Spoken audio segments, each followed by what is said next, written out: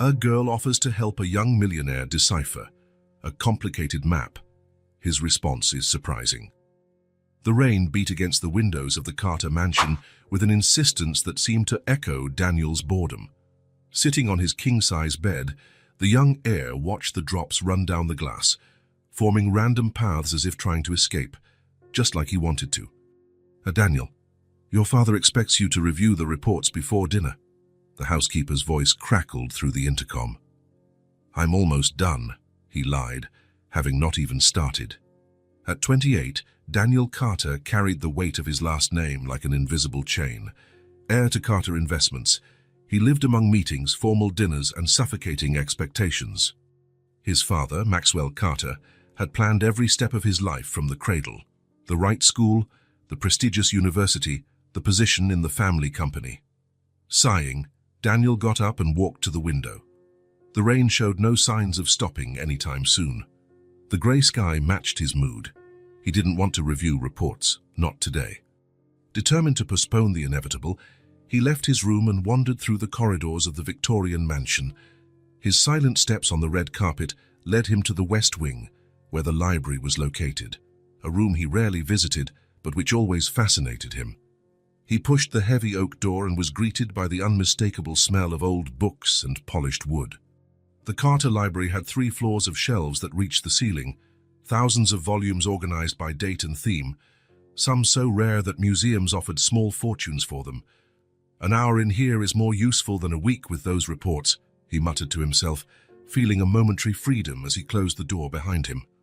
The sound of the rain was just a distant murmur in this environment. Daniel turned on the desk lamp, creating a yellowish circle of light that danced among the shadows. He ran his fingers over the leather spines, appreciating the texture and the titles in golden letters. Upon reaching the family history section, his hand stopped. There were the records of the Carters, genealogies, diaries, official documents.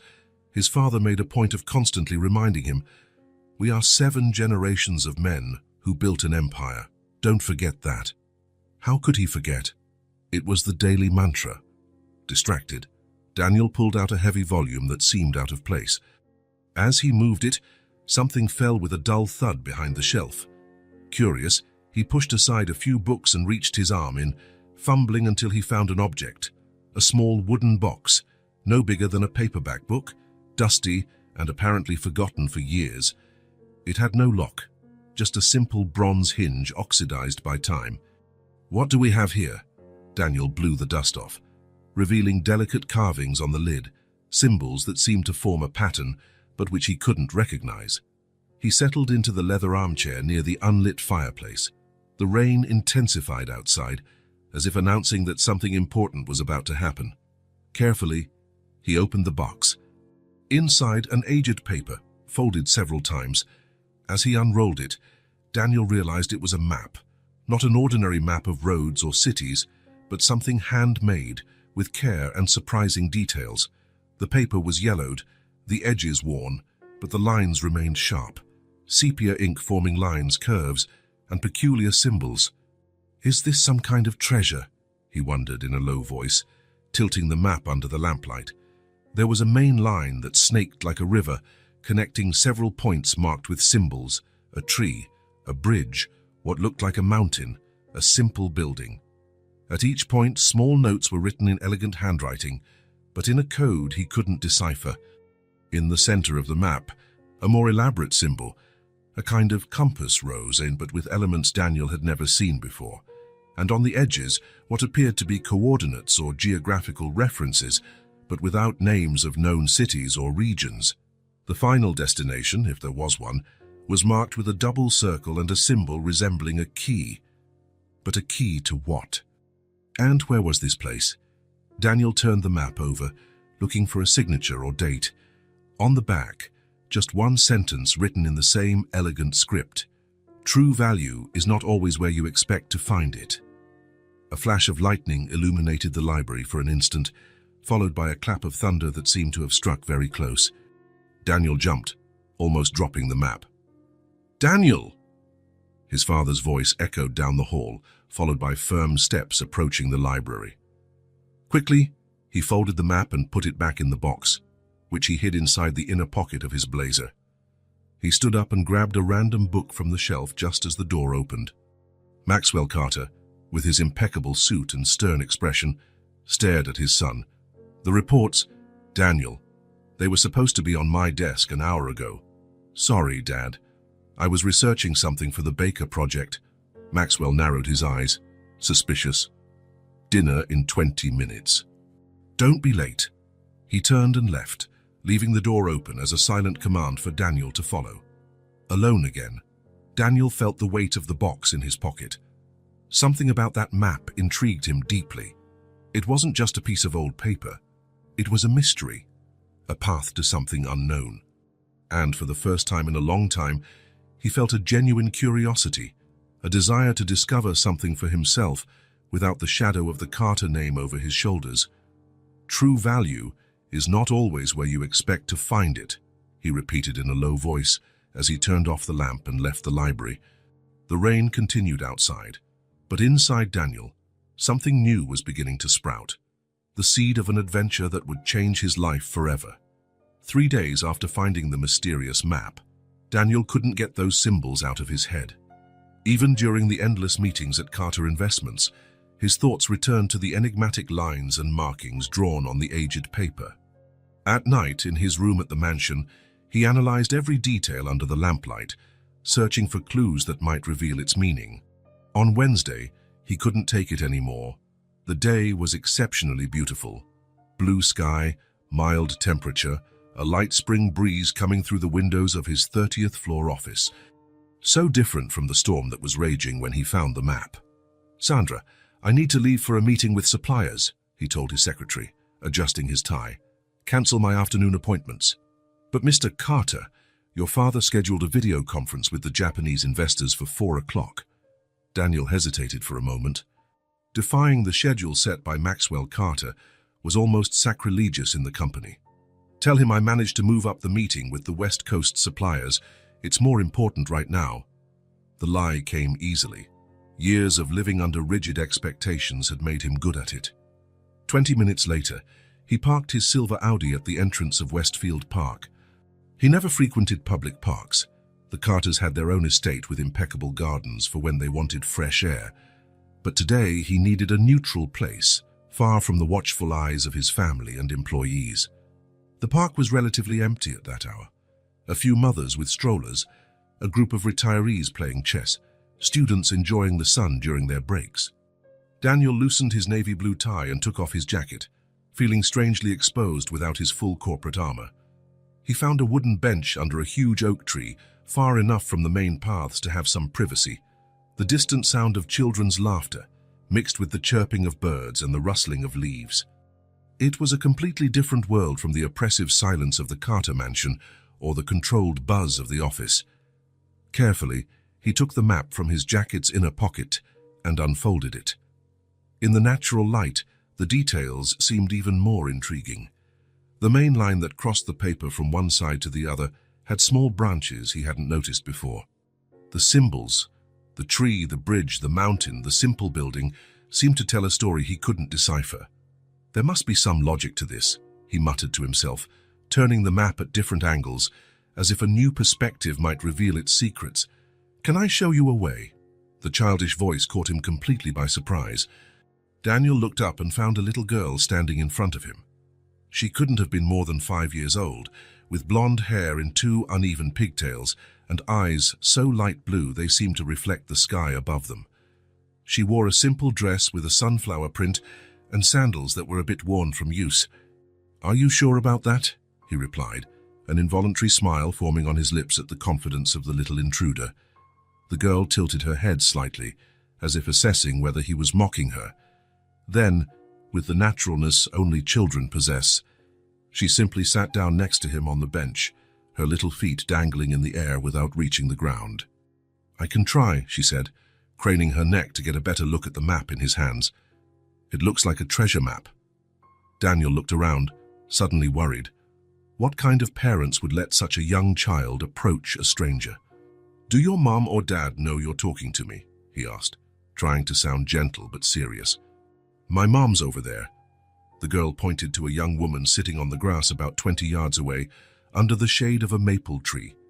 She had the same blonde hair as her daughter, pulled back in a simple ponytail, and was reading a book, but Daniel noticed that she occasionally looked up to check on her daughter. When their eyes met, she gave a brief nod with a watchful smile. Daniel returned the nod, feeling less apprehensive. He turned his attention back to his little visitor. "I'm Daniel. What's your name?" "Lily," she replied, already focused on the map. Her small, slightly dirt-stained finger touched the paper with surprising gentleness. "Are you looking for a treasure?" The question was so direct and full of hope that Daniel couldn't help but laugh. "Actually, I don't even know what I'm looking for. I found this map by chance, and I'm trying to understand what it shows." Lily frowned, studying the symbols with a seriousness that was almost comical in someone so small. "Does this here?" She pointed to the drawing of the tree in the bottom corner of the map. "Looks like the Great Oak." "The Great Oak," Daniel repeated, intrigued. "What place is that?" "It's the oldest tree in the city. It's in Riverside Park. The teacher said it's over 300 years old, and that the first settlers already found it here when they arrived." She spoke with the confidence of someone reciting a well-learned lesson. "We went on a field trip there last month. I touched its trunk. It's so big you need 5 kids holding hands to hug it." Daniel studied the symbol more closely. It was a stylized tree, with prominent roots and a wide canopy. It could indeed represent a specific tree and not just any wood or forest. "Interesting," he murmured, "and I've never heard of this Riverside Park." "It's on the other side of town," Lily explained, as if it were obvious. "Near the river, that's why it's called Riverside." Daniel smiled. Born and raised in the city, but confined to the exclusive circles of high society, there was much of his own city he didn't know. "And this symbol here?" he asked, pointing to what looked like a small bridge drawn along the main line. Lily tilted her head, thoughtful. "That looks like the Wishing Bridge. It's a small bridge over the creek in Valley Garden.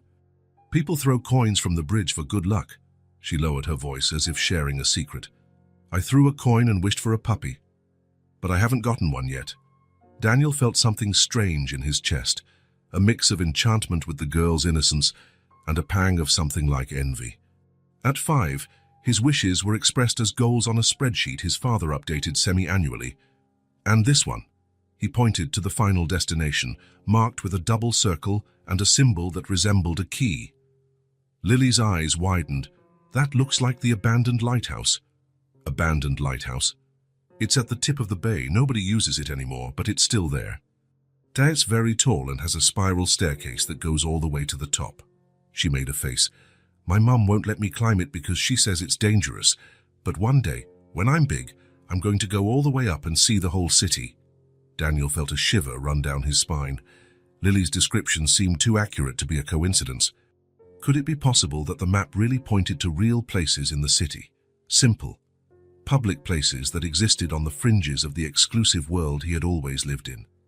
"How do you know so much about these places, Lily?" She shrugged, a surprisingly adult gesture. "My mum takes me to lots of places. She says we don't need money to see the world, just open eyes and curiosity." Daniel looked again at the woman sitting on the grass. There was something graceful in the way she turned the pages of her book, something calm that contrasted with the constant hustle of the women he knew, always worried about appearances, status, and social connections. "Do you think this map could lead to a real treasure?" Lily asked, bringing him back to the conversation. "I don't know," he answered honestly.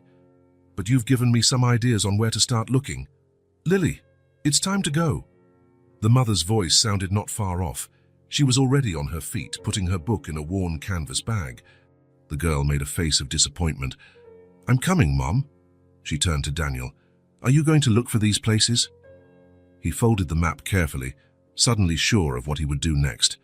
"Yes, I think I will." Lily's face lit up. "If you find the treasure, will you tell me? I come here with my mom every Wednesday and Friday after school." "Lily!" her mother called again, now closer. Up close, Daniel noticed her eyes were the same crystalline blue as her daughter's, though her gaze carried a caution that Lily's did not yet know. "I have to go," the girl said, jumping off the bench. "Good luck with your map."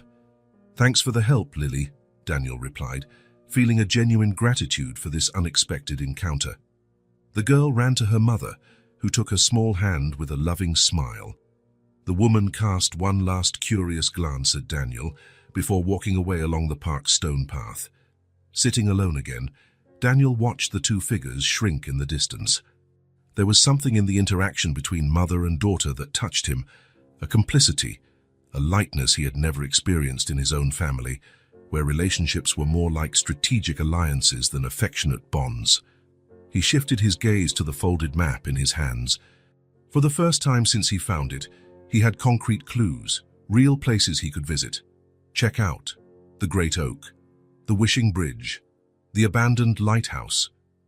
Names that evoked adventure and mystery, so different from the terms that filled his days: stocks, investments, net worth, market expansion.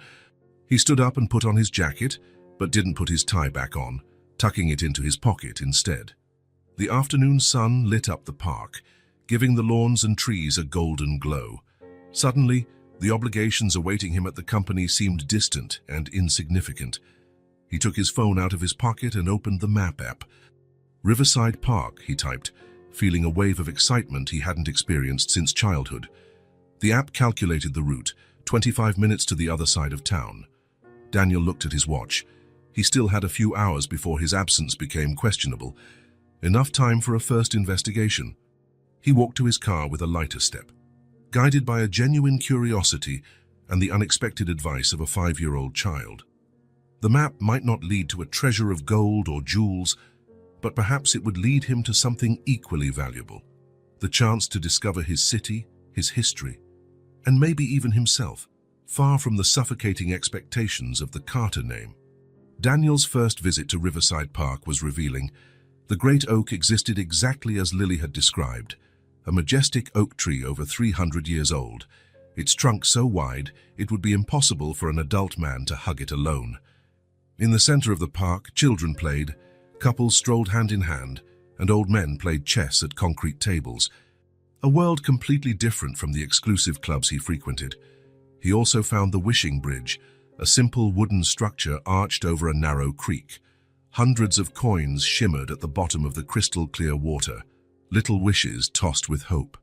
Daniel even threw a coin, feeling silly and at the same time strangely hopeful. The abandoned lighthouse, however, was what impressed him the most. Standing alone on the rocky point of the bay, the white stone structure had withstood decades of neglect and weather. From the top, as Lily had suggested, the view of the city was breathtaking, revealing a perspective he had never experienced before. Following the clues on the map, he visited each of the marked locations.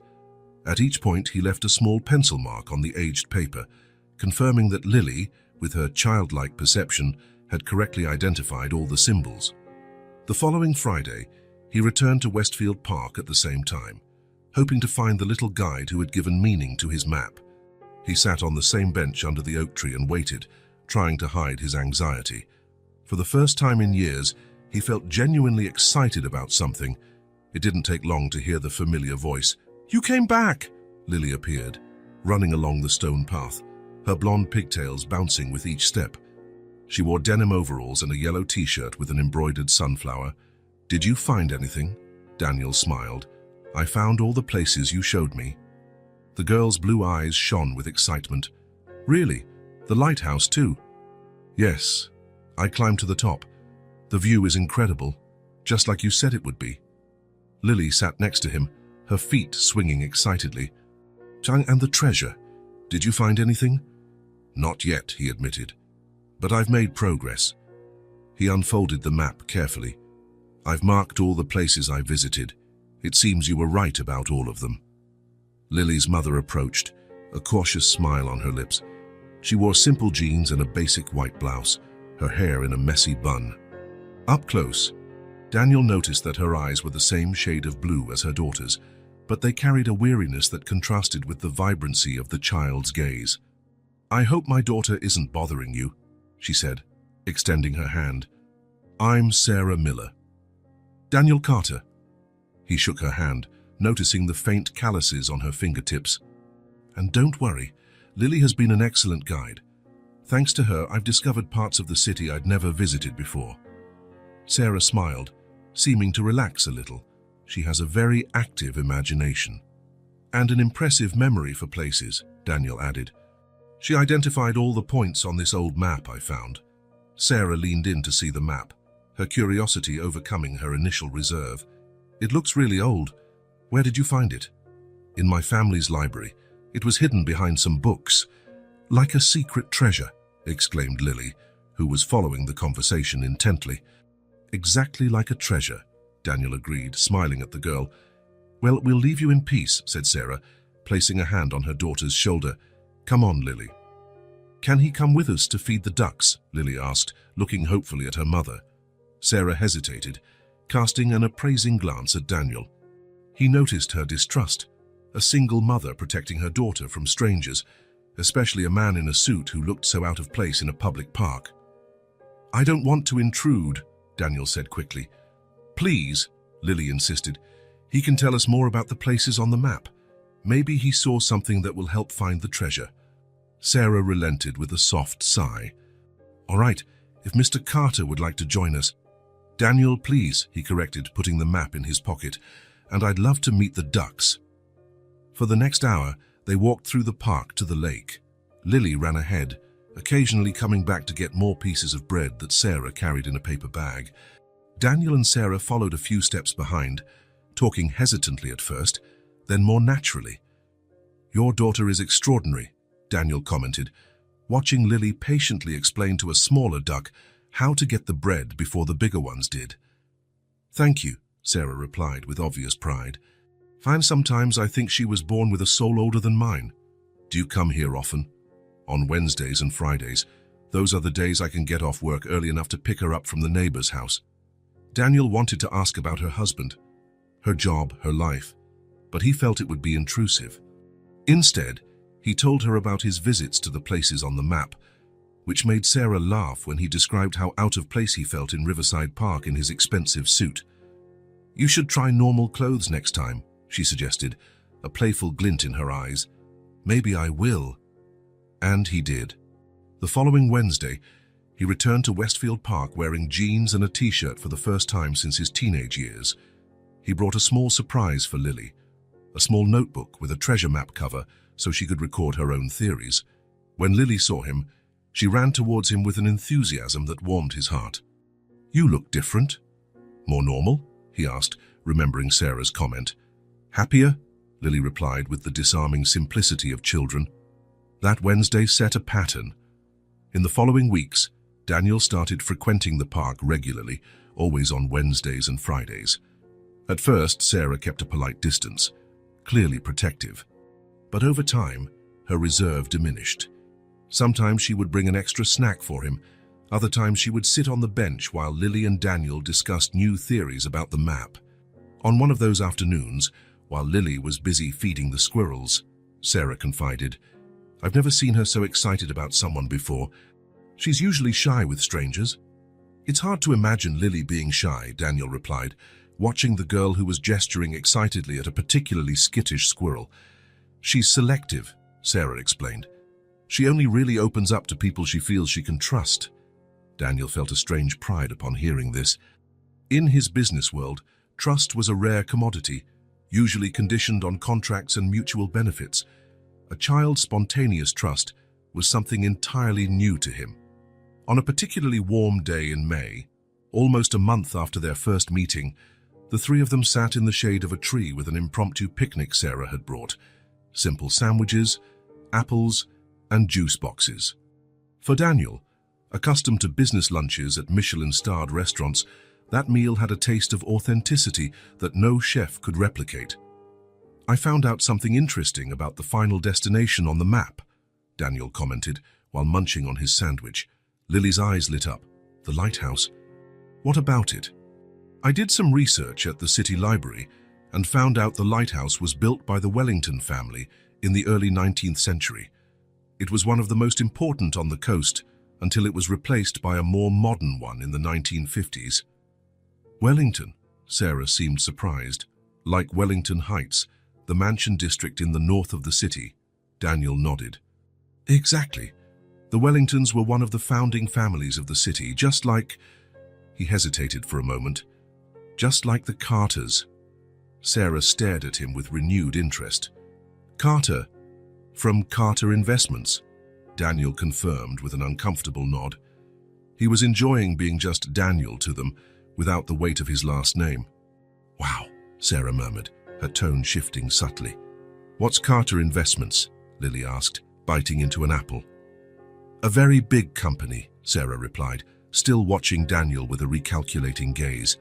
Not as interesting as treasure maps, Daniel said quickly, wanting to change the subject. He turned to Lily. I want to know what else I found out about the lighthouse. Lily's interest was immediate, and soon they were once again immersed in theories about the map. Sarah remained quiet for a few minutes, but eventually rejoined the conversation, though Daniel noticed a new caution in her behavior. In the following weeks, Daniel continued his visits to the park, but also intensified his research on the places from the map. He discovered that they all had some connection to the founding families of the city, the Wellingtons, the Carters, the Prescotts, and the Montgomerys. It was as if the map traced the original history of the city, before money and social status separated its inhabitants into distinct worlds. On a particularly quiet Friday, only he and Lily were on the bench. Sarah had gone to buy water from a nearby kiosk. The girl was flipping through her notebook, where she was drawing her own version of the map with colorful additions. Why aren't you in school today, Lily? Daniel asked, suddenly realizing it was school hours. The girl's smile faltered. I don't go to school. You don't? Why not? Lily looked down at her notebook, drawing distracted circles with her pencil. Mommy doesn't have money to put me in private school, and the spot in public school hasn't opened up yet. Daniel felt as if something cold had lodged in his chest. How long have you been waiting for a spot? Since winter, she replied, still not looking up. Mommy goes to the school every month to ask, but they always say there's no room yet. Sarah returned at that moment, carrying water bottles. Noticing the serious expression on both of their faces, she asked, Did something happen? Lily was just telling me about school, Daniel said carefully. Sarah's face hardened slightly. It's a temporary situation. The spot should open up soon. Of course, he replied, sensing the barrier Sarah was putting up. I'm sure it will. Mommy teaches me lots of things at home, Lily explained, seeming to want to defend her mother. I already know how to read and write and count to 100. And I know lots of places in the city. You're very smart, Daniel agreed, feeling a genuine admiration for the girl and her mother, who, despite the difficulties, was clearly striving to educate her daughter. The subject was dropped, but the revelation echoed in Daniel's mind. That night, lying in his bed in the Carter mansion, he couldn't stop thinking about Lily, a bright and curious child, deprived of formal education for financial reasons, while he had grown up with private tutors and exclusive schools that cost more per year than many families earned in 5. He thought about how many children like Lily existed in the city, intelligent, full of potential, but without the opportunities he had simply by being born with the right last name. He thought about how easy it would be for someone with his resources to solve Lily's situation, a phone call, a donation, a pull of strings at the right institutions. But he also understood Sarah's pride. In their meetings over the past weeks, he had noticed how she valued her independence, how she worked hard to raise her daughter alone. Offering direct financial help might offend her, might make her pull away, taking Lily with her. Daniel tossed and turned in bed, restless. His conversations with Lily had stirred something deep inside him, awakened a sensitivity that years of corporate training and family pressure had buried. Her sincerity, the way she saw the world with eyes clear of prejudice and expectations, made him question everything he had always considered important. In the previous weeks, for the first time in his adult life, he had felt truly present. He wasn't worried about the next deal, the next acquisition, the next goal set by his father.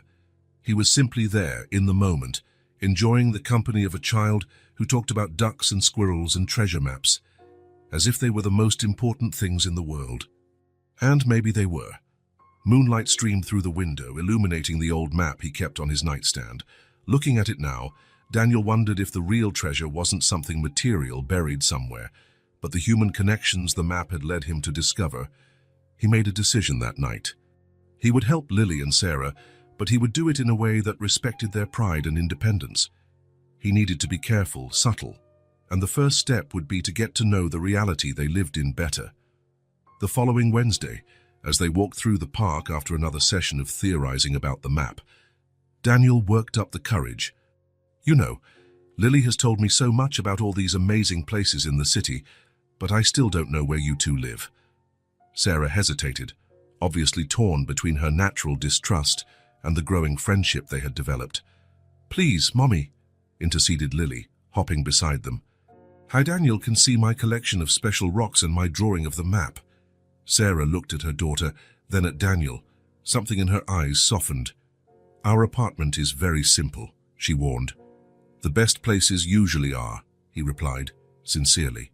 Sarah smiled, a genuine smile that lit up her tired face. "All right then. Sunday afternoon?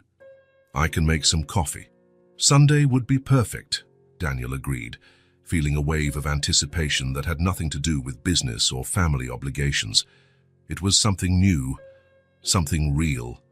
As he walked back to his car that afternoon, Daniel thought about how his life had changed in just a few weeks. The map found in the library had led him not only to physical places in the city, but to a completely unexplored emotional territory. And at the center of this new geography were Lily and Sarah, two people who, without knowing it, were redrawing the map of his own heart. Sunday dawned sunny, with a sky of an almost unreal blue. Daniel woke up early, a strange restlessness in his chest that he hadn't felt since childhood.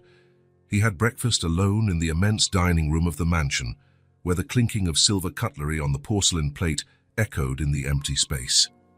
His father was on a business trip to Tokyo, and the housekeeper wouldn't arrive until later. He dressed with care, opting for casual clothes, jeans, a t-shirt, and a light blazer. Nothing that screamed, "I'm rich," but also nothing that looked like he was trying to pretend to be something he wasn't. In the mirror, he saw a different man from the one he used to see on hurried mornings before meetings. His eyes seemed more alive, more present. He consulted the address Sarah had written on a napkin from the park. 237 Maple Street, apartment 14, the West Side. A working-class neighborhood, far from the city's elegant areas. He typed it into his car's GPS and set off, bringing a bottle of artisanal juice he'd bought at an organic market on the way, a gift he hoped wouldn't seem too pretentious. The building was a 4-story red brick structure, with no elevator and external metal stairs that creaked with every step. The hallways were narrow, lit by fluorescent bulbs, some flickering intermittently.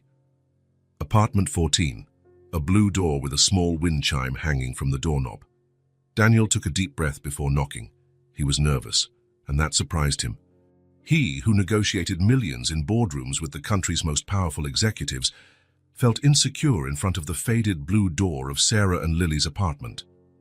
When the door opened, the smell of fresh coffee and homemade bread invaded his senses. Lily appeared first with a radiant smile, wearing a red dress with small white flowers, her blonde hair tied in a single braid. "So you really came," she exclaimed, as if she didn't truly believe he would show up. "A promise is a promise," Daniel replied, returning the smile.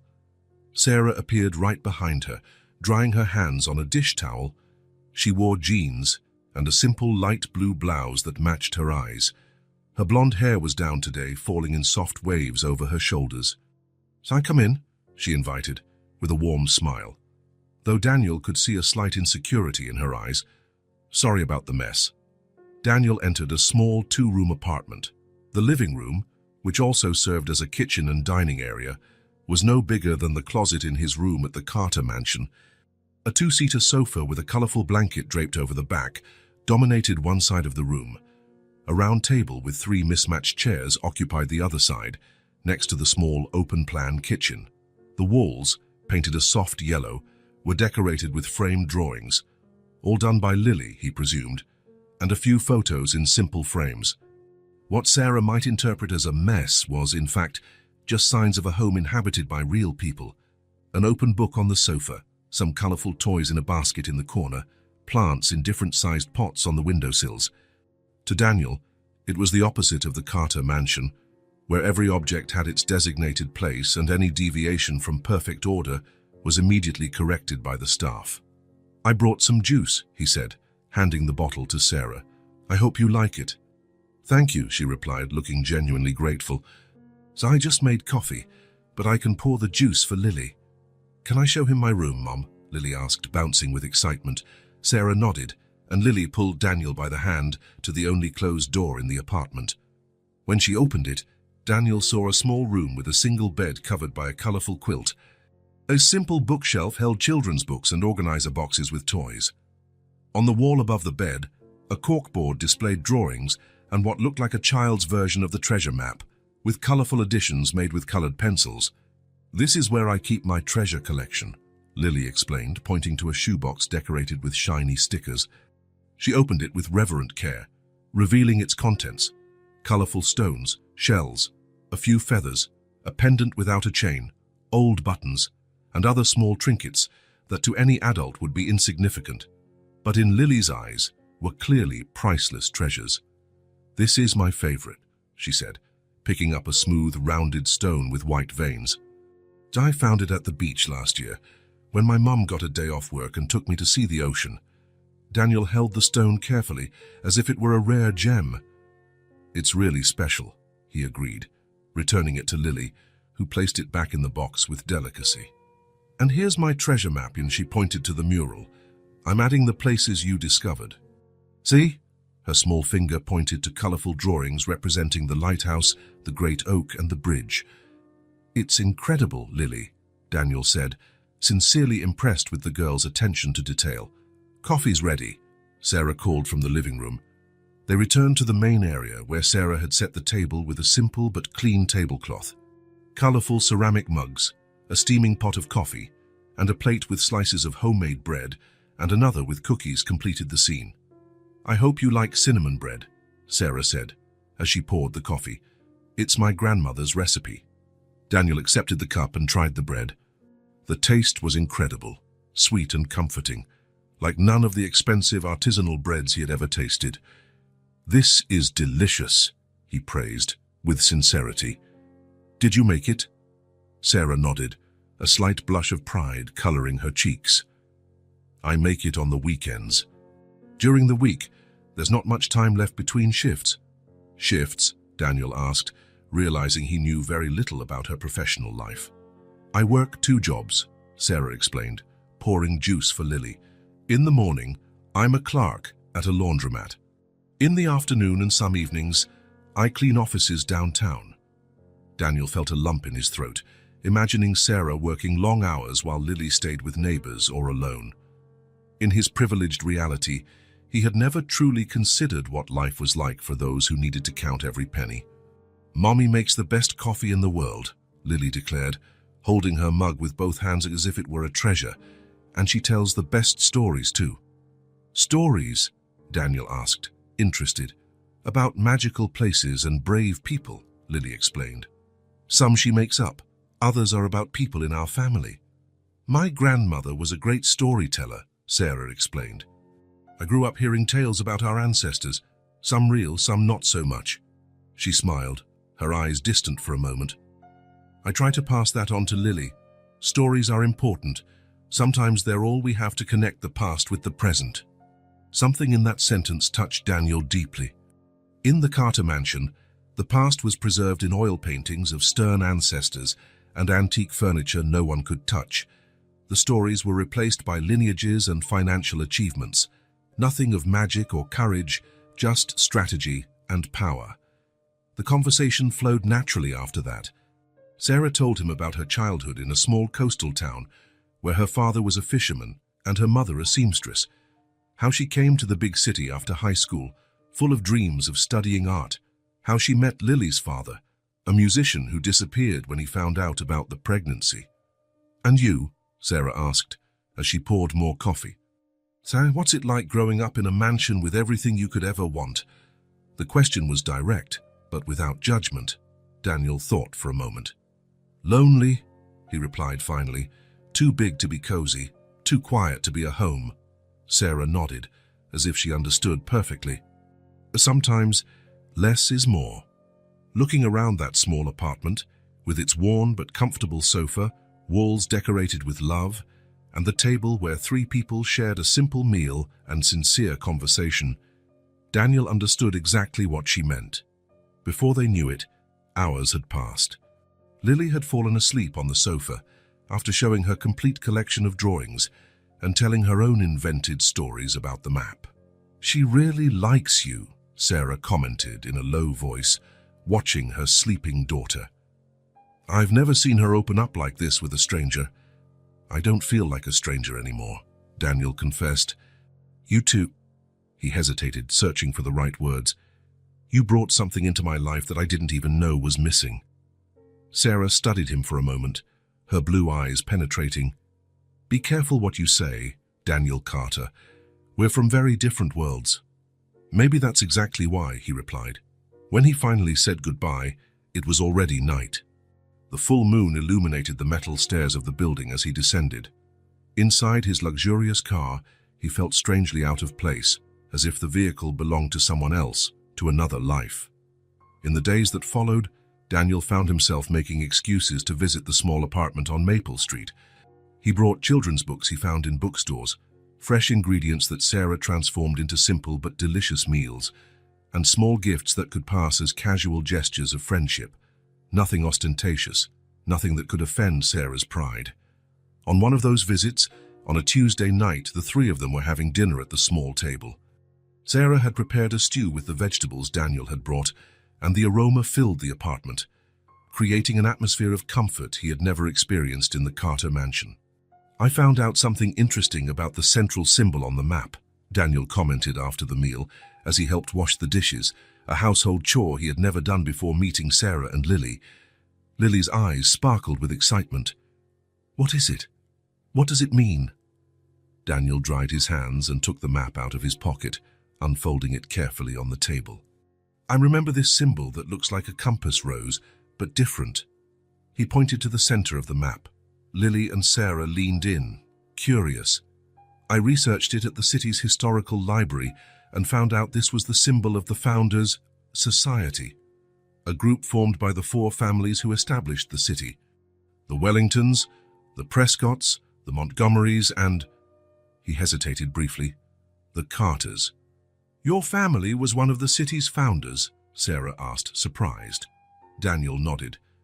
"Which makes this map even more intriguing. It might have belonged to one of my ancestors." "So you're looking for your own family treasure?" Lily exclaimed, jumping with excitement. Daniel smiled at her. "It seems so. And you 2 are helping me find it." "We've visited almost all the marked places," Sarah observed, studying the map. Her finger lightly touched the symbol of the final destination, except for this one. "The abandoned lighthouse," Daniel said. "I've been there alone, but I couldn't find anything special." "Maybe you need help," Lily suggested, her blue eyes shining with anticipation. "Maybe you need us." Daniel looked at the girl, then at Sarah. Something inside him warmed at the idea of sharing the final adventure with them. "Saturday," Sarah proposed, surprising both Daniel and herself with the initiative. "I can swap my shift at the laundromat. We could have a picnic there and then explore the lighthouse together." "Yes!" Lily exclaimed, clapping her hands. Daniel felt a wave of happiness so pure it almost scared him. Looking at the 2 of them, the blonde girl with her contagious energy and her mother with her gentle smile, he realized the map had become much more than a simple puzzle to be solved. It was a path that had led him to them, a path that was changing his life in ways he had never imagined possible. "Saturday will be perfect," he agreed, folding the map carefully. Later, driving back to the silent mansion, Daniel realized that for the first time in a long time, perhaps since childhood, he was truly looking forward to the future. Not for a corporate merger, or for numbers on a spreadsheet, but for a simple Saturday outing with a woman and a child who, in just a few weeks, had become more important to him than any business meeting or gala dinner. The old map in his jacket pocket seemed to vibrate with possibilities, not just of a material treasure, but of something much more valuable, the promise of a new path, of genuine connections, of a kind of wealth that money could never buy. The Saturday at the abandoned lighthouse was just the beginning. After they explored the old structure together, with Lily investigating every corner, and Sarah photographing the stunning view of the bay, something changed in Daniel's determination. The map ceased to be a passing curiosity and became a mission. "I want to visit all the marked points," he announced during their impromptu picnic at the base of the lighthouse. Systematically, following the exact order indicated on the map, Sarah raised an eyebrow, a playful smile on her lips. "The organized executive in action," Daniel laughed. "Let's just say I'm applying my corporate skills to something more interesting than quarterly reports." In the following weeks, they established a routine. Whenever Sarah had a day off, usually on Sundays, the three of them would embark on small expeditions through the city and its surroundings, rigorously following the sequence of the map. The second point after the lighthouse was a small wooden bridge over a crystal-clear stream in the rural part of the city. Daniel drove his car as far as the road allowed. Then they walked along a narrow trail for almost half an hour, with Lily leading the way, her explorer's hat, a gift from Daniel, firmly on her blonde head. When they reached the bridge, Daniel felt a strange tingling at the back of his neck. The place was idyllic, clear water running over smooth stones, ancient trees creating a green cathedral of filtered light and shadow. "Look at this," Sarah called out, pointing to an almost faded inscription on the side of the bridge. C, C, and E, M, 1887. "Charles Carter and Elizabeth Montgomery," Daniel murmured, surprised. "There's my great-great-grandparents. Do you think they built this bridge?" Lily asked, her blue eyes wide with admiration. "Not exactly," Daniel replied, kneeling to get a better look at the inscription. "But according to family stories, they met during a picnic on the banks of this stream. I never knew exactly where it was." "A romantic place to fall in love," Sarah commented, her gaze meeting Daniel's for a brief moment before they both looked away, suddenly shy. The third point was a clearing in the forest where they found the ruins of a small stone cabin. While Lily collected wildflowers, Daniel told Sarah what he had discovered in his studies at the historical library. This cabin was the first home of the Carters in this region. Thomas Carter, my great-great-great-grandfather, lived here while establishing his first businesses, before building the mansion in the city. "From the cabin to the mansion," Sarah observed, running her hand over the ancient stones. "A great journey." "The official family history only mentions the mansion and the success," Daniel explained. "They never talk about the modest beginnings, the hardships, the hard work. People often forget where they came from when they get to the top," Sarah said, with a wisdom that surprised him. The fourth point took them to an old mill on the bank of a wider river. The structure was partially restored and served as a small local museum. To Daniel's surprise, the tour guide mentioned that the mill had been saved from demolition by Elizabeth Carter Montgomery in 1920. Elizabeth was known for her determination to preserve local history, the guide explained, against the wishes of many businessmen of the time, including her own brother, who wanted to destroy these old structures to build factories. Daniel was perplexed. He had never heard of this ancestor and her fight for historical preservation. In the family narrative, the Montgomerys were just an advantageous marital alliance, not partners with their own ideas and passions. "Your family has hidden heroines," Sarah whispered, as they watched the large water wheel turn slowly. The fifth point took them to a small stone church in the hills. The adjacent cemetery contained old gravestones, including several generations of Carters, Montgomerys, Wellingtons, and Prescotts. "Why does no one in the family visit this place?" Daniel wondered aloud, removing moss from a particularly old headstone. "It's as if we've erased this entire part of our history." At the sixth point, an old railway station converted into a community library, they discovered that William Carter, Daniel's great-grandfather, had donated land for the construction of the region's first public school. He believed that education should be accessible to all, the librarian explained, showing an old newspaper framed on the wall. It was quite controversial at the time. Lily looked at Daniel with bright eyes. "Your great-grandfather was a good man." Daniel nodded, thoughtful. "It seems so. But I've never heard that story at home." As they visited each point marked on the map, a different image of the Carter family emerged. Not just ruthless businessmen building a financial empire, but complex people, some with a strong sense of social responsibility and connection to the community. On a particularly memorable Sunday, after visiting the 10th Point, a small lake where Thomas Carter Jr. had established the city's first public park, the three of them sat on the grass to rest. Lily was asleep with her head on her mother's lap, exhausted after a day of explorations. "You know what's strange?" Daniel said, contemplating the map now marked with small pencil notes. "I'm learning more about my own family by following this map than in my entire life at the Carter mansion." Sarah watched him with her perceptive blue eyes. "Maybe that's the real purpose of the map. Not to lead to a treasure of gold, Wanda, but to reconnect you with your real history." Daniel looked at the mother and daughter, Sarah gently stroking Lily's golden hair, and felt a wave of emotion he couldn't name.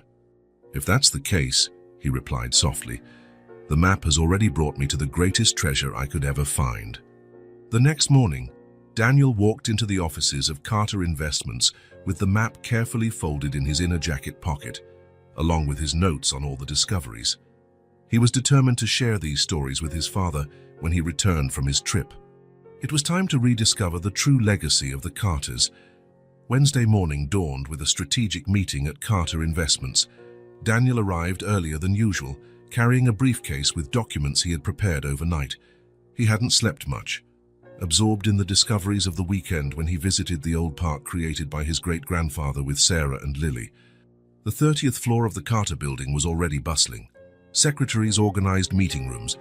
Executives walked by with coffee cups, discussing projections and charts. Daniel greeted a few colleagues with brief nods, a change from the isolation he used to maintain. The expeditions with Sarah and Lily had changed something in him, a new lightness, an ability to connect that surprised even himself. "Mr. Carter, your father called," Sandra, his secretary, informed him as he entered his office. "And he returns from Tokyo on Friday and wants full presentations on the Meridian and Westwood projects for Monday."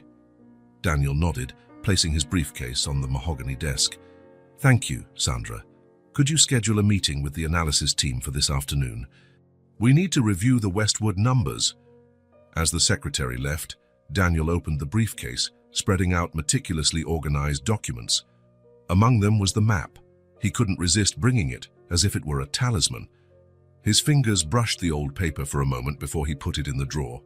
Now, he needed to focus on the reports. Around 10 o'clock, the main conference room was filled with 8 executives discussing the Meridian project, a new acquisition in the real estate sector that promised substantial returns. Daniel led the presentation with an energy his colleagues weren't used to seeing. "The differential of Meridian is not just the financial return," he explained, moving to the next slide. "It's the possibility of revitalizing a historic area of the city without completely destroying its character." Robert Gaines, the chief financial officer, frowned. "That will increase costs, Daniel. The investors expect more aggressive margins. My father built this company by balancing profit and responsibility," Daniel replied, surprising himself with the firmness in his voice. "Thomas Carter, my great-great-great-grandfather, started in a stone cabin before building this empire. He understood the value of community." A baffled silence followed his words. No one was used to hearing a Carter talk about humble beginnings or community responsibility. The meeting continued, but Daniel noticed the curious glances in his direction. At the end, he gathered his papers hastily, needing to get to his meeting with the analysis team on the 18th floor on time. In the elevator, he organized his documents, separating the Westwood report he would need for the next meeting. The doors opened, and he hurried out, checking his watch. That's when it happened. A page slipped from his folder, then another, and suddenly several documents flew from his hands, scattering across the polished 18th floor hallway. Daniel cursed under his breath, kneeling to pick them up. "Mr. Carter, can I help you with the conference room?" An assistant approached, helpful. "It's all right, thank you. I just need to gather these papers and—" His voice died as he looked up and saw Akaz at the end of the hall, a familiar figure pushing a cleaning cart. Daniel's heart stopped for an instant. Sarah. She was wearing a blue-gray uniform, her blonde hair tied in a firm bun under a cap, with the logo of the third-party cleaning company. She had her back to him, kneeling, cleaning a stain on the floor with methodical movements. Daniel stood frozen, the documents forgotten in his hands. The realization hit him like a punch. Sarah worked in the Carter Investments building. She was one of the cleaners he passed daily without ever really noticing. He realized, with a painful clarity, that he had never asked where exactly she did her office cleaning downtown. The coincidence seemed cruel now.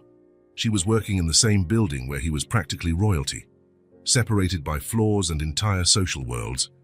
Sarah stood up, still with her back to him, and pushed the cart towards a side door. She hadn't seen him, and Daniel felt a guilty relief. He wasn't prepared for this encounter, not like this, not with 8 executives waiting for him in a conference room and a dozen administrative staff circulating in the hallway. "Mr. Carter, is everything all right?" The assistant was still waiting, watching him with curiosity. "Yes, yes." Daniel quickly gathered the last papers. "Thank you."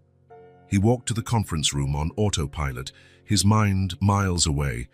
Throughout the entire presentation on the Westwood project, he couldn't shake the image of Sarah on her knees, cleaning the floor he walked on daily without a thought.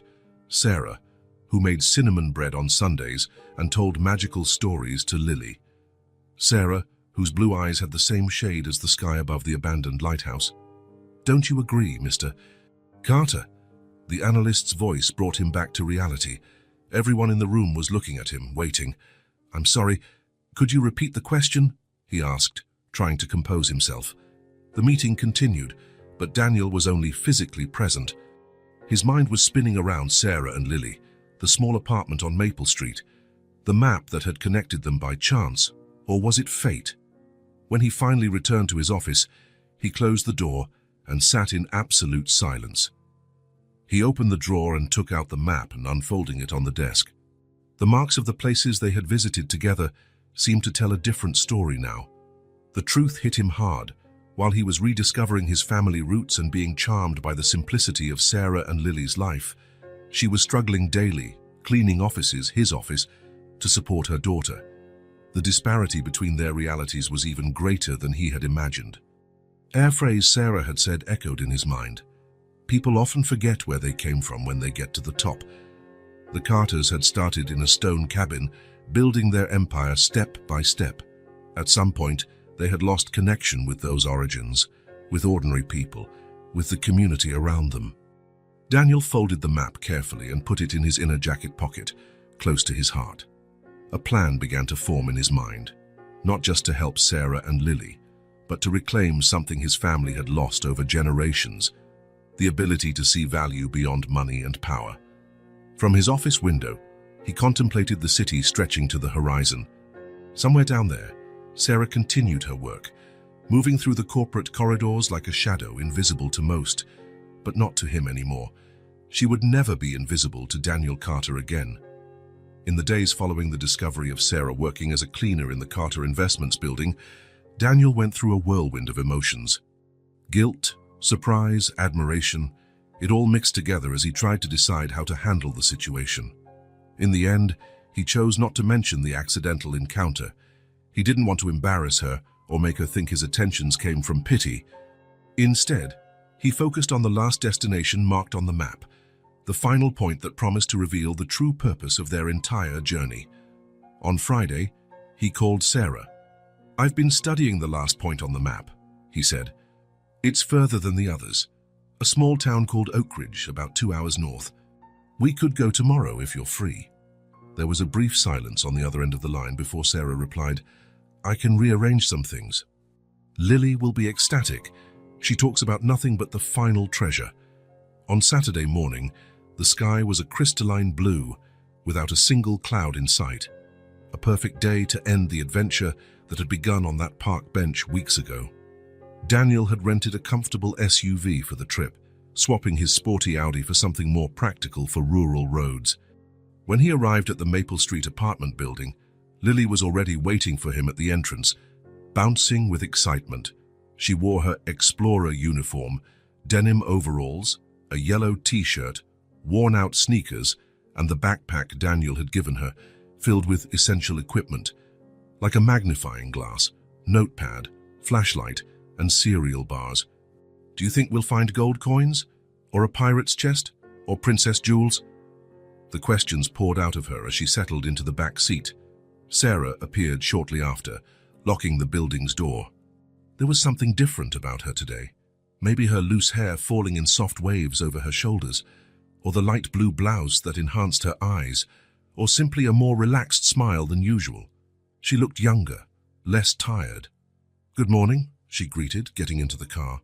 "I hope you're prepared for her energy level today." She didn't sleep well, just talking about treasures. Daniel smiled, starting the engine. "I didn't sleep much either. I think I'm as anxious as she is."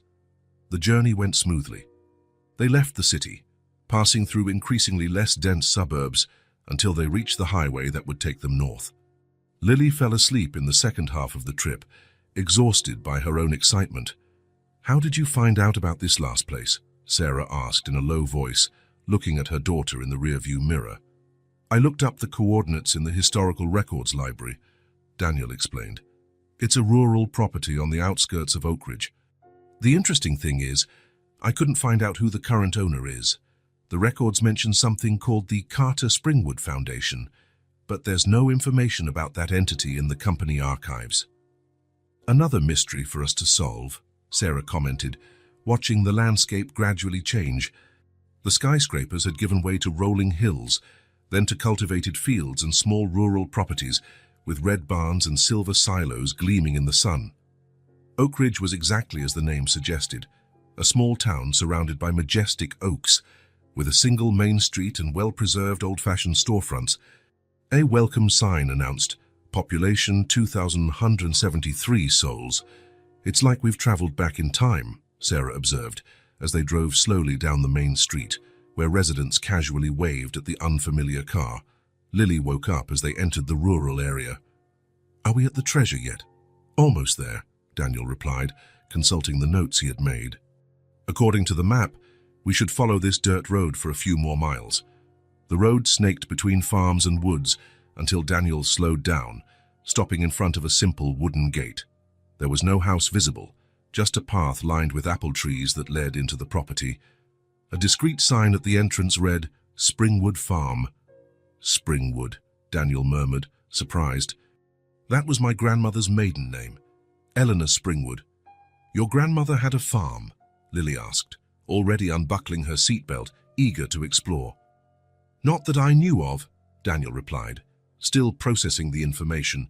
"She passed away when I was 5. I have very few memories of her." They got out of the car, approaching the gate. A smaller sign, almost hidden among the foliage, caught Sarah's attention. "Property of the Carter Springwood Foundation. Visitors are welcome during the day. Please respect the nature and history of this place." "Looks like we're invited," she said, opening the gate. The stone path was well maintained, lined with apple trees laden with still green fruit. After a gentle curve, it opened into a wide clearing dominated by a monumental oak tree, a tree whose magnitude made the three of them seem tiny. Its trunk was so wide that it would take 5 people holding hands to hug it, and its branches extended like a protective canopy over a vast circle of neatly trimmed grass. "The Great Oak!" Lily exclaimed, running towards the tree. "It's just like the one in the park, only giant." Daniel stood still for a moment, feeling a strange familiarity with the place. It wasn't quite a memory. It was more like déjà vu, or the distant echo of a story heard long ago. He approached slowly, touching the rough bark with the palm of his hand. "This is the symbol," Sarah said, unfolding the map. "The tree in the bottom corner, it's the final destination." Under the generous shade of the oak was a simple wooden bench, weathered by time but still solid. Beside it, a small bronze plaque fixed to a stone caught Daniel's attention. He knelt to read the inscription, "The Springwood Oak, planted by Eleanor and James Carter in 1927. May its roots remind all of where we came from." "James Carter was my grandfather," Daniel explained, running his fingers over the engraved letters. "They planted this tree." "Daniel, Sarah, come see." Lily's voice interrupted them. She had circled the immense trunk and was waving frantically from the other side. They joined her quickly. Almost hidden among the prominent roots emerging from the ground was a small arrow carved into the wood, pointing downwards. "It's an X, marks the spot," Lily exclaimed, already on her knees, ready to dig with her bare hands. "Wait," Daniel said, taking the small folding shovel he had brought from his backpack. He smiled at Sarah's surprised expression. "So always be prepared, right?" The three of them took turns digging, with Lily insisting on doing her part every few minutes. The earth was surprisingly loose, as if it had been turned over not too long ago. Less than 2 feet deep, Daniel's shovel hit resistance. "I found something," he announced, as Sarah and Lily moved closer, their eyes wide with expectation. Carefully, they dug around the object, revealing a rectangular metal box, about the size of a large book. It showed no rust or signs of deterioration, despite being buried. On the lid, the initials ESC were engraved in elegant letters. "Eleanor Springwood Carter," Daniel whispered, wiping the dirt from the metal surface. They carried the box to the bench under the oak. The afternoon sun filtered through the leaves, creating dancing patterns of light and shadow on the small group. With almost religious reverence, Daniel opened the lid, which yielded easily. It wasn't locked. The interior was protected by a faded silk cloth. Daniel gently moved it aside, revealing a yellowed envelope, some old sepia-toned photographs, and a small object wrapped in green velvet. "Open the letter," Lily requested, almost whispering, as if they were in a sacred place. The envelope, addressed simply to "my grandson," contained several pages written by hand in an elegant, flowing script. Daniel began to read aloud. "My dearest grandson, if you are reading this letter, it means you found the map and followed the path it laid out. I hope you visited all the marked points and, in doing so, discovered a family history very different from the one you were likely told. This farm was the first home your grandfather James and I bought when we married, against the wishes of both our families. The Carters wanted James to marry a Wellington. The Springwoods feared I would be unhappy away from my simple roots, but we chose love and started here on this small property, growing apples and raising chickens. The hardships were many. We lived through times when we barely had enough to eat. James worked from dawn till dusk. I sold eggs and jam in town, but we were happy because we were together, building something with our own hands. It was only years later, when James inherited the family business after the sudden death of his brother, that we returned to the city. The Carter Empire, as they call it now, did not begin with luxury and privilege. It began with hard work, integrity, and a connection to the land and the people around us. We always feared that our descendants would forget these origins, that they would get lost in the traps of power and wealth. I created this map as a reminder, marking the places where our family truly began and grew, not just as a financial empire, but as real people with real values. The real treasure, my dear grandson, is not gold or stocks or properties. It is always remembering where we came from and the people who make us who we are. It is keeping your feet on the ground while you look to the stars. It is understanding that our true wealth lies in the connections we make and the good we leave in the world. When your grandfather passed away, I created the Carter Springwood Foundation to preserve this farm and other historic places marked on the map. It is a silent legacy, separate from the family business, dedicated to keeping our roots alive. In the small case that accompanies this letter, you will find the oak brooch your grandfather gave me on our first wedding anniversary. Wear it as a reminder of your true roots, 3 to 67. I hope that, at the end of this journey, you have found not only the story of your ancestors, but also something about yourself. And I hope, above all, that you have found traveling companions who make your life richer in meaning than any bank account ever could. With all my love, your grandmother Eleanor. Daniel finished reading, his voice thick with emotion. A reverent silence fell over them, broken only by the gentle rustling of leaves in the ancient oak and the distant song of birds. "The letter is the treasure," Lily said finally, her voice small but full of understanding. "Yes," Daniel agreed, looking at the old photographs. A young couple smiling in front of a small wooden house, the same woman, older, sitting under this very oak, a man with a kind expression picking apples with a little girl on his shoulders. The object wrapped in velvet revealed itself to be a finely crafted silver brooch in the shape of an oak tree. On the back, an inscription: deep roots, branches that reach for the sky. She knew someone would find the map one day, Sarah said softly, looking at Daniel. It seems she left this specifically for you. Daniel nodded, unable to speak for a moment. He thought about how chance, or perhaps fate, had placed the map in his hands. How a little girl in a park had been the key to starting this journey. How each point along the way had revealed not only his family's history, but a new perspective on life and the values that truly mattered. Your grandmother was an extraordinary woman, Sarah continued. To preserve all this, to create this path for you to follow. For us to follow, Daniel corrected, looking at Sarah and Lily. Without you two, the map would just be a piece of old paper. You brought it to life. You brought me to life. Lily, sensing the intensity of the moment, wrapped her arms around Daniel's waist in a spontaneous hug. We're a good team of treasure hunters. Daniel returned the hug, extending an arm to include Sarah, who hesitated for only a second before joining them. Under the great oak, surrounded by the memories of Eleanor and James Carter, something new was being born, a connection that transcended social barriers and defied expectations. Yes, he agreed, feeling the weight of the brooch in his hand and the warmth of the two people who had become so important in his life.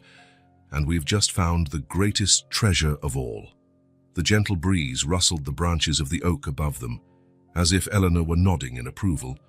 The journey back from Springwood Farm passed in relative silence. Lily slept in the back seat, exhausted from the adventure, while Sarah watched the landscape gradually change from open fields to the first suburbs of the city. Daniel drove with concentration, but his mind was far away, immersed in the words of his grandmother Eleanor. When he parked in front of the building on Maple Street, the sky had already darkened. Daniel carried a sleeping Lily up the stairs while Sarah unlocked the doors. He carefully laid the girl on her bed, observing how small and serene she looked, her golden pigtails spread across the pillow. She won't even remember how she got home, Sarah whispered, removing her daughter's shoes. She'll think she used explorer magic. They returned to the living room, where the metal box with the letter and the brooch rested on the table. Daniel stared at it for a long moment, thoughtful. Want some coffee? Sarah offered. Or maybe something stronger. I have a bottle of wine I was saving for a special occasion. I think finding a family treasure qualifies as a special occasion, he replied, with a tired smile. As Sarah fetched glasses and opened the wine, Daniel sat on the small sofa, making a decision that had been maturing for weeks. When she returned, handing him a glass, their fingers brushed briefly, and the contact made his heart race. What are you thinking about? Sarah asked after a few moments of comfortable silence. Daniel took a deep breath. About how my life has completely changed since I found that map. About who I was before I met you and Lily. And who were you? Empty, he replied simply. A busy man chasing numbers and approval, following a path laid out for generations without questioning where it truly led. Sarah nodded, understanding. Her blue eyes reflected the soft light of the lamp, creating tiny universes that Daniel could explore forever. And now? She asked. Now? He paused, searching for the right words. Now I understand what my grandmother meant. The real treasure isn't in bank accounts or the family name. It's in the connections we make, the people we love. Their eyes met. Sarah, I've fallen in love with you. Her eyes widened slightly, and a soft blush colored her cheeks. For a moment, Daniel saw joy in her gaze, but it quickly gave way to apprehension. Daniel, she placed her glass on the table, creating distance. This can't work. Why not? Look at us, she said, gesturing around the room. You're Daniel Carter, heir to a corporate empire. I'm a single mother who was cleaning your offices until a few days ago. Our worlds are completely different. They were, he corrected. Before the map, before Lily showed me the way, before you taught me what really matters. Sarah shook her head, her expression a mix of sadness and pragmatic realism. It's not that simple. What would your family say, your friends, your colleagues? The world you live in doesn't easily accept people like me. Then maybe I don't belong in that world anymore, Daniel replied, placing his glass next to hers. Think about my grandmother. Eleanor Springwood, a farmer's daughter, became Eleanor Carter. Yes, but she never forgot who she really was. Forgot who? She kept her roots even as she grew in new soil. He took Sarah's hands in his. They were slightly rough, hands that knew hard work, that cared, that built. I'm not asking you to change who you are. I'm saying that who you are is exactly who I fell in love with. Sarah's eyes welled up. I'm scared, Daniel. Scared of getting hurt. Scared of Lily getting hurt. I've been through too many disappointments to risk our hearts like this. I know, he said softly, and I promise to go at your pace. No pressure, no expectations. But I also promise that I will never give up on showing you this can work. He smiled. I'm persistent. Lily must get that from me. That drew a brief laugh from Sarah, breaking the tension. Let's take it slow, Daniel proposed. One day at a time, but I want you to know I'm in this for the long haul. Sarah studied him for a long moment, as if trying to see beyond the surface, to the heart of the man before her. Finally, with a small nod, she interlaced her fingers with his. One day at a time, she agreed. When Maxwell Carter returned from Tokyo, he found a transformed son. Daniel presented not only new projects for the company, focused on social responsibility and historical preservation, but also a proposal to revitalize the Carter Springwood Foundation, turning it into an active entity for cultural preservation and educational support. At first, Maxwell resisted fiercely. The tension between father and son reached its peak when Daniel mentioned Sarah and Lily during a dinner at the mansion. A cleaning lady. Maxwell almost spat the word, knocking over his glass of whiskey. Have you completely lost your mind? Generations of Carters building a legacy for you to throw it all away for a... Be careful what you say, Dad, Daniel interrupted, his voice low but firm as steel. The woman I'm in love with deserves your respect, regardless of her profession. You don't understand the world we live in, Maxwell insisted, running his hands through his graying hair. People will talk. Shareholders will question. Business could be affected, your reputation. And what would Grandma Eleanor say about that? Daniel asked, placing the letter on the dining table. Read it, then tell me if she regretted being who she was, where she came from. The letter's effect on Maxwell was profound and unexpected. Daniel watched as his father read, noticing how his expression changed, from initial anger to surprise, then to a melancholic nostalgia he had never seen on Maxwell Carter's always controlled face. I didn't know she wrote this, Maxwell said finally, his voice strangely soft, or that she had preserved the farm. She wanted us to remember our roots, Daniel explained. Where the Carters really came from. Not from privilege, but from hard work and principles. Your grandmother was extraordinary, Maxwell admitted, carefully refolding the letter. My father always said that everything we had was thanks to her strength. He looked at Daniel, really looked, perhaps for the first time in years. When do you plan on introducing me to this woman? The meeting between Maxwell, Sarah, and Lily took place a week later in the park where it all began. It was tense at first, with Maxwell out of place in his impeccable suit among the running children and chatting parents. Sarah wore a simple dress, her nervousness visible only to Daniel in the way she repeatedly tucked a strand of hair behind her ear. Lily, oblivious to the tension, approached Maxwell without any inhibition. You're Daniel's dad? Your hair is grayer than his? Do you want to hear the story of the treasure map? Daniel saw something soften in his father's usually harsh eyes. Maxwell leaned down slightly. I would very much like to hear that story, Miss Lily. As Lily narrated her version of the adventure, with all the exaggerations a 5-year-old could add, Sarah and Maxwell exchanged evaluative glances. When Lily finally ran off to the playground, an uncomfortable silence hung between the adults. She's remarkable, Maxwell said finally. Smart, articulate, confident. Thank you, Sarah replied, her tone polite but cautious. I do my best. Alone, I understand. Yes, Maxwell nodded slowly. My wife, Daniel's mother, passed away when he was 12. It's not the same thing, I know. We had resources, nannies, private schools, but still. I know something about raising a child alone. It was the first moment of genuine connection, a small crack in the wall that separated their worlds. 3 months had passed since the discovery at Springwood Farm. The transition was gradual, careful, respecting the pace Sarah had asked for. Daniel was at the Maple Street apartment, helping Lily with her homework, a project on native trees for her new school, the Wellington Academy. "Like this, Daniel?" she asked, showing him her colourful drawing of an oak tree. "It's perfect," he replied, observing the meticulous details she had included. "You have artistic talent, you know," Lily smiled, revealing the gap from a recently lost tooth. "Mommy draws too. She used to make the labels for Grandma's jams." As if summoned by the mention, Sarah entered the apartment, carrying a few bags. Her face was flushed from the autumn breeze, and her eyes shone with excitement. "I signed the lease," she announced, leaving the bags in the small kitchen. "The shop on Maple Street will be ours starting next month." Daniel stood up to hug her, smelling the scent of cinnamon and apple that seemed to follow her everywhere. "That's wonderful, Sarah. Congratulations. Springwood Jams is going to become a reality," she said, referring to the small business she planned to open, using recipes passed down through generations in her family.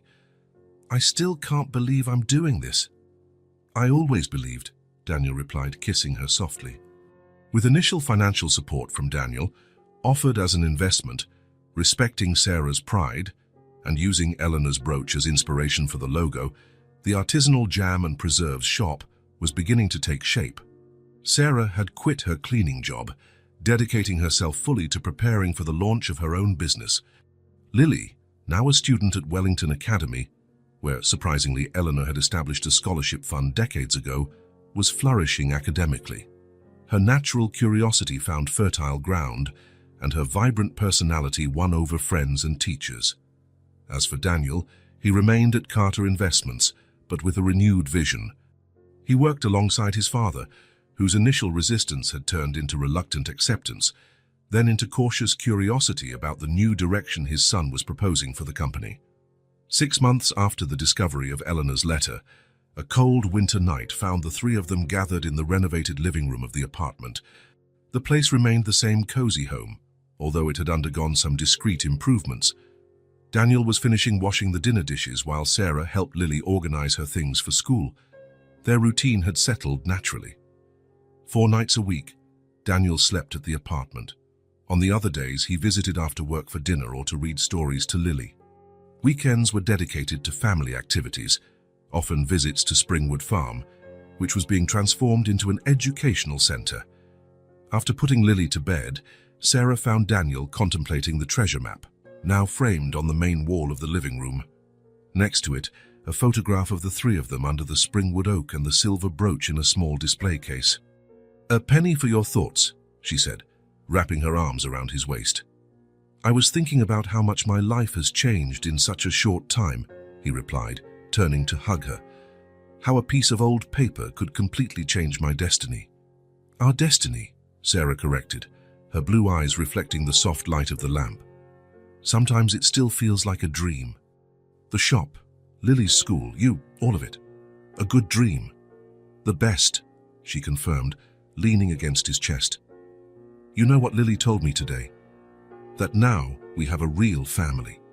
Daniel felt a wave of emotion so intense that he needed a moment to catch his breath. "She's right," he said finally. "And that's why I wanted to ask you something." Sarah looked up, curious, as Daniel stepped back slightly to reach into his pants pocket. From it, he pulled a small velvet box. "It's not a brooch," he joked, opening it to reveal a simple but elegant ring with a single blue stone that resembled the color of her eyes.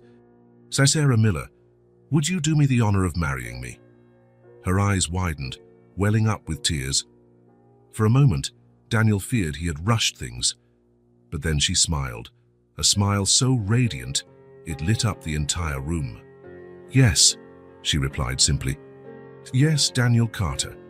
As he slid the ring onto her finger, Daniel thought of his grandmother Eleanor and the legacy she had left, not of material wealth, but of the courage to follow one's heart, to value people over social positions, to always remember one's own roots. "You know what impresses me the most," he said, caressing Sarah's face with his thumb. that it all started with an innocent question from a 5-year-old girl. "Can I show you a way?" Sarah laughed softly. Lily always had a special talent for finding treasures where no one else saw them. "Like mother, like daughter," Daniel murmured, leaning in to kiss her. Outside, snowflakes began to fall, covering the city in a white, silent blanket.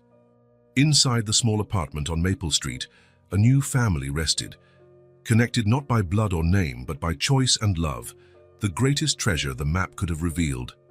On the wall, the ancient